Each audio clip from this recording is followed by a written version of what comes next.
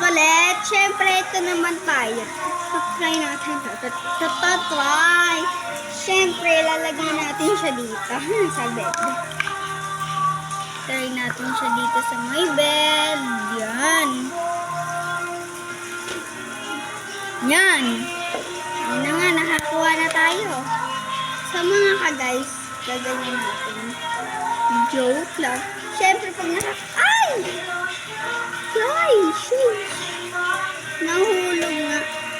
Pero kung bibili kayo nito, ano na lang, ito yung show.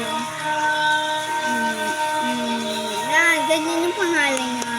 Guys, siyempre, gaganyan natin siya sa buhok. Tara. Pero bawal yan sa mga ano. Yan. Kaya, ano na natin.